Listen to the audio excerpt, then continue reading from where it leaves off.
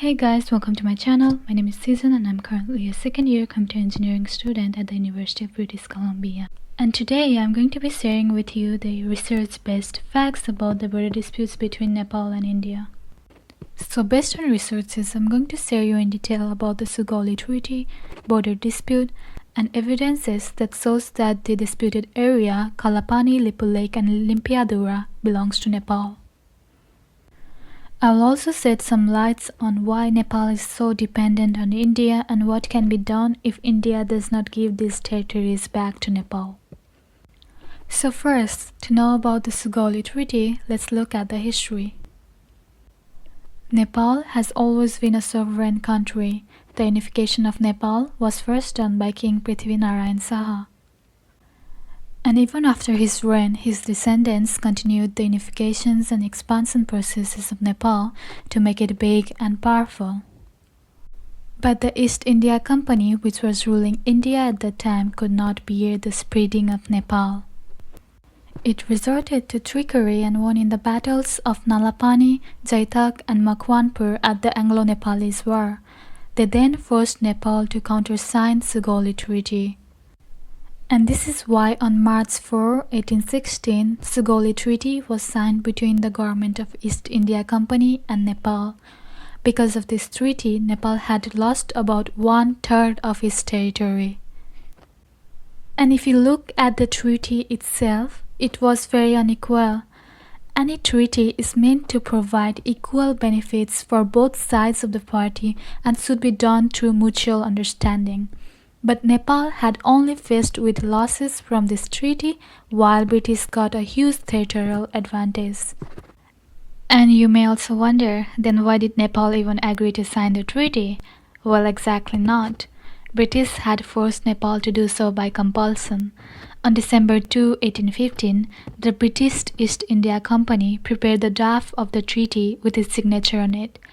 It then sent it to Nepal with 15-day time limit to sign it and return it back to them. Nepal obviously did not like this and did not sign it in the given interval. The British then, being angry, spread the rumor about launching attack on Kathmandu and carried out troop movements.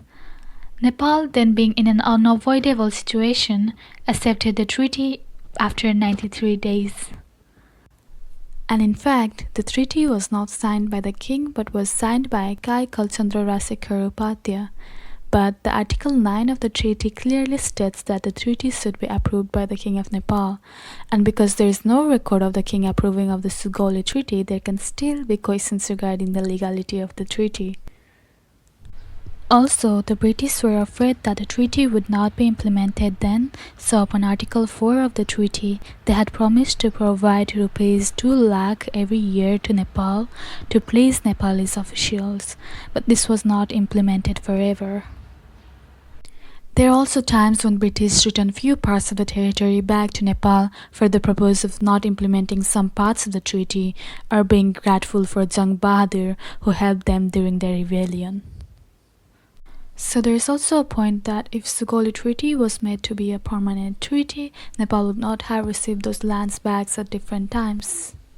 And this treaty is also a reason for the dispute that is happening right now about Kalapani, Limpiyadhura and Lipulekh.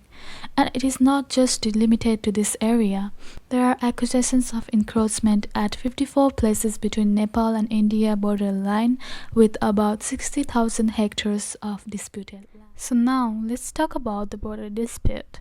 Nepal is surrounded by India in 3 sides. Some of its boundaries run along Mahakali River in the west and Mechi River in the east, with some of its mountainous portions in Sikkim and Darjeeling and Plain in south.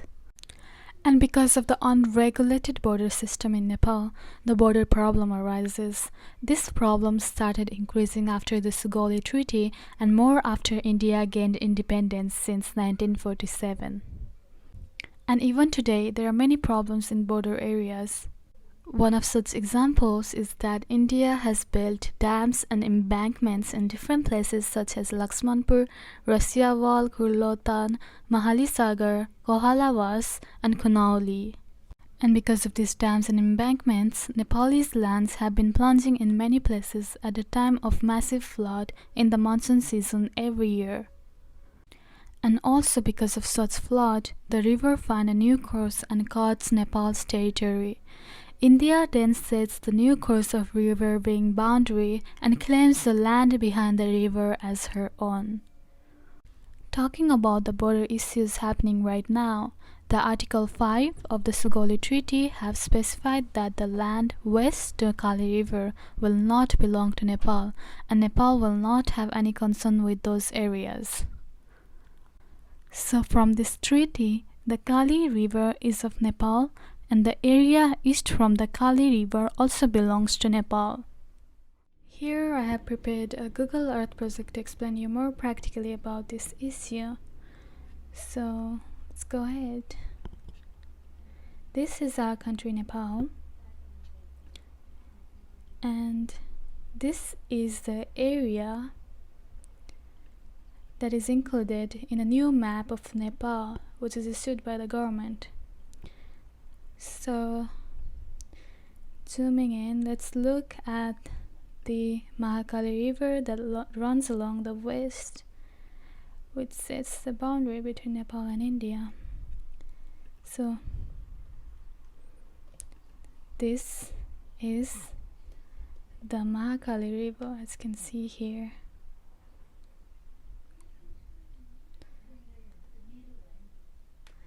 These are all the Mahakali River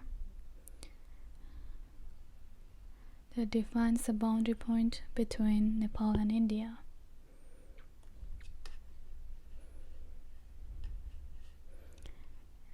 And again, this is a point that is of conflict right now. So this is a point where two tributaries meet. So to explain about this, I would like to revise you about the Sugauli Treaty again. So what Sugauli Treaty has said is that under Article 5, it says that the area east to the Kali River belongs to Nepal, and area west to the Kali River will not be a part of Nepal anymore.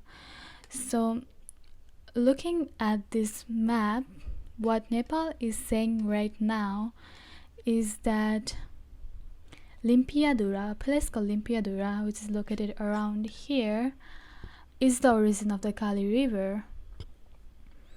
So the part west to this river, which is here, this is India, and the part east to this river, which is this part, this all part belongs to Nepal, which is in fact believable. Because if you see at this point, if you see at this point and see at the size of the river,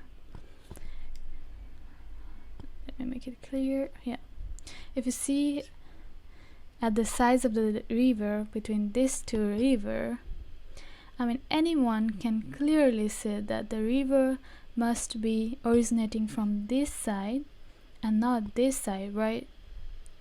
And again, from the stories, it has been found that this side of the river is 3 times larger in the average water flows and about 2.5 times longer in its main channel length and 3 times larger in the watershed areas and has greater number of streams. So from the river science itself, people can analyze this side being the origin of the Kali River from its length, water volume, watershed area, and number of tributaries. And there are also number of evidences supporting this fact, which includes the map of Nepal in the past as well as census data, which I'll be showing you later.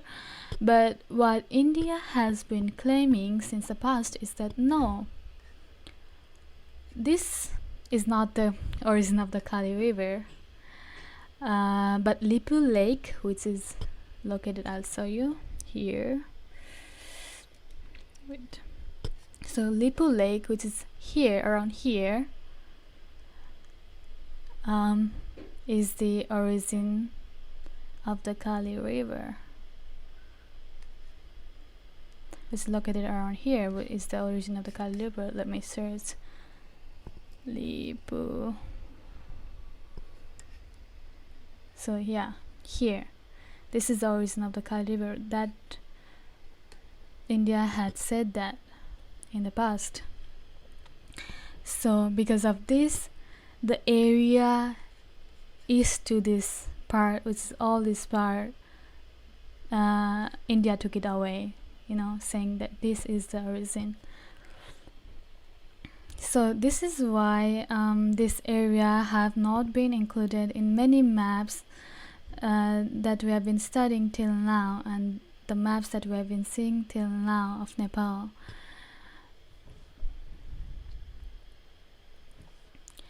And the another fact is that India again in 2019 released a new map where it included this area as well. This area, this is why it says Pass in India, Lipulekh Pass, although it belonged to Nepal. Lipulekh belonged to Nepal. This area again, India in 2019, India included as its own territory, which also included Kalapani as its area, which is absurd. And it then said that no, the origin of the river is not here, and now it's from here, and that's why they took all these areas as well and included in this map. And this is clearly border encroachment. And India also again in 2015 signed a Lipulekh bilateral crossing point agreement with China, and this was an agreement to build a road between India and China through Lipulekh without the approval of Nepal. And this is unacceptable, as that Lipulekh area belonged to Nepal. And now the India media has been blaming Nepal all over the internet for coming within the agreement, and I'm actually very surprised by it. Like, how can someone do that? What happens if Nepal starts making a road on their areas for our own benefit? Wouldn't they create a big issue? Just because India has been keeping its militaries in these areas doesn't mean that this is their areas. It is originally ours, and it's like we have been fooled this whole time. And now that people have come to know about this issue, we cannot just let India take these territories away from us. So, because this is border encroachment, and it is not acceptable in any part of the world. So now, let's take a look at the evidences. There are numerous evidences that supports that the disputed land, which I showed you earlier, belongs to Nepal. First of all, it is the Sugauli Treaty itself. As mentioned earlier in the Article 5 of the Sugauli Treaty, it has been mentioned that the Kali River will define the border between Nepal and India. Second, the map published by the East India Company after the Treaty of Sugauli on January 2, 1816 was a medium-scale map which showed that the main sources of Kali River being the Limpiyadhura. Again, the map of 1819, 1827, 1834, 1835, 1837, 1846, 1848, 1850 and 1856 had all marked the Kali as the river coming from Limpiyadhura. But after that, India changed the map unilaterally many times and claimed Lipulekh River being the origin of Kali River and took some of our territories. There are also records from election of 1958, census of 1961, revenue collections from people of the area until 1961, and testimonies of people who had visited those areas for the census data. So looking at all these resources and evidences, Nepal can claim its territories back from India.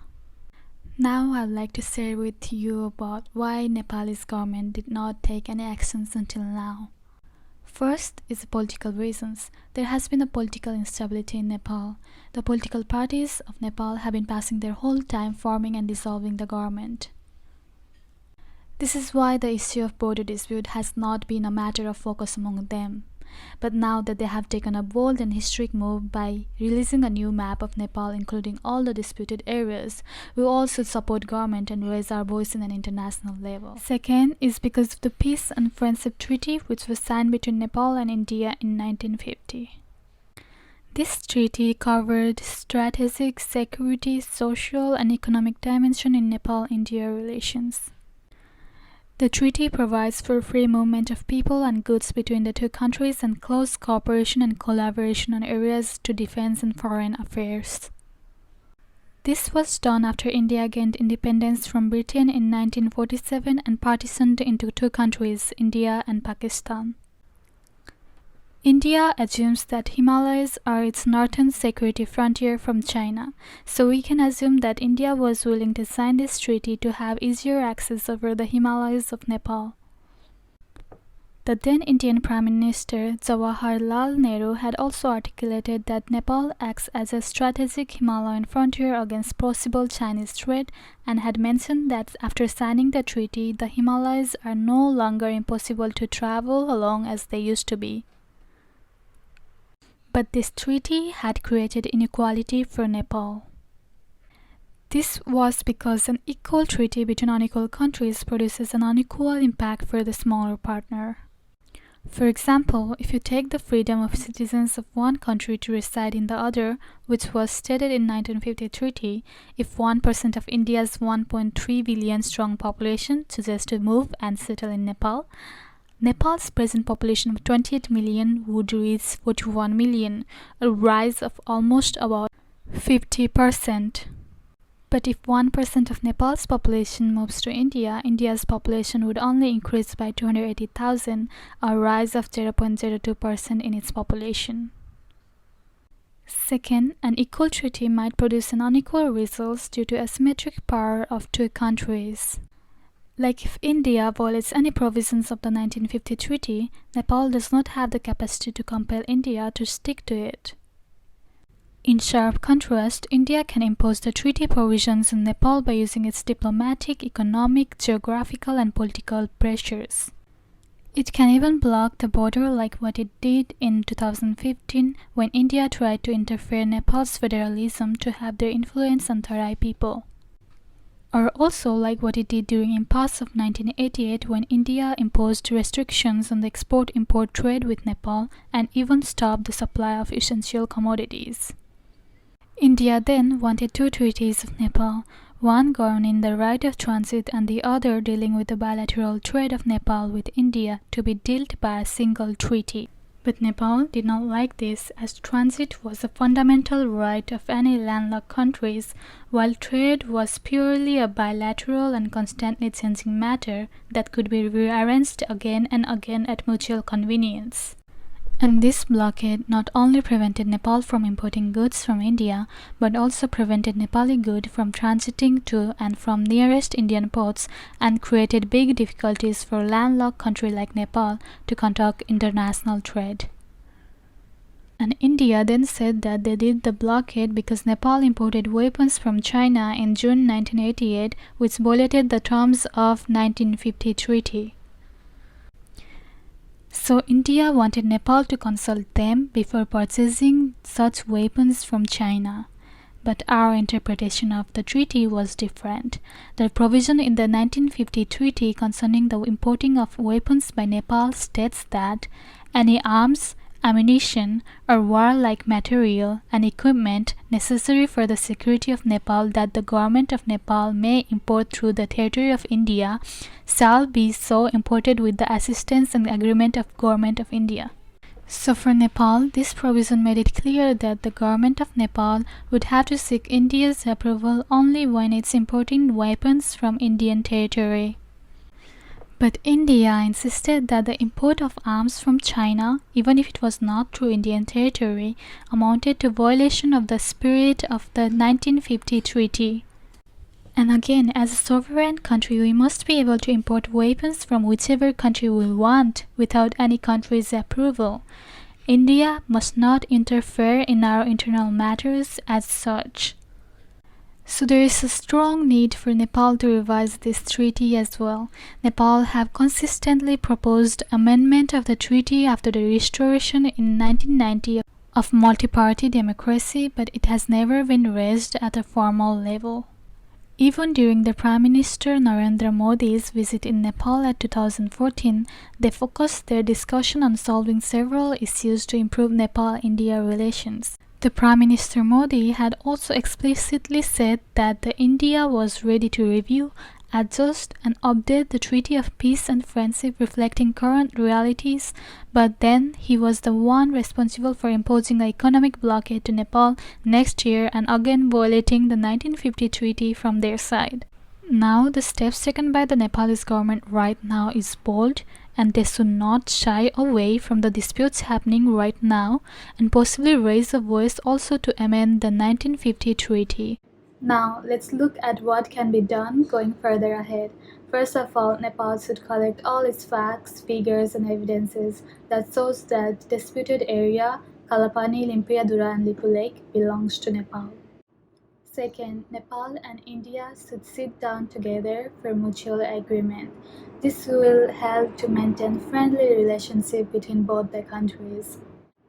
And Nepal should keep in mind that the new agreement will not provide any leverage to India like what happened between 1950 Peace and Friendship Treaty, so it should not create any inequality. And being the small nations that we are, we should think about the consequences of the treaty and take actions accordingly. We can also request to make a revision on the 1950 Peace and Friendship Treaty to India. Also, without finalizing the entire border dispute, Nepal should not put its signature on any agreement paper. Third, Nepal and India should work together to create a strong border control and monitoring mechanism for the benefit of both the countries. And if the problem is not solved yet, we should be ready to go to international court. The international court was established in 1946 in Netherlands as a primary tool of UN to solve the border disputes and disagreements. They make decisions according to the international law. When reviewing the border dispute decisions, the International Court of Justice generally recognizes 9 categories of justifications for border disputes and claims. This includes treaties, geography, economy, culture, effective control, history, duty possibilities, elitism, and ideology. And based on researches, treaties come as the top priority for International Court of Justice in making decisions. So I think as Nepal already have the facts and evidences based on treaty, we will be winning back these territories in the court anyways. So let's hope that India realizes these facts and come to a good agreement with Nepal as soon as possible. As a citizen ourselves, let's be united together, share our knowledge, stand for our justice, and make our voice heard at an international level.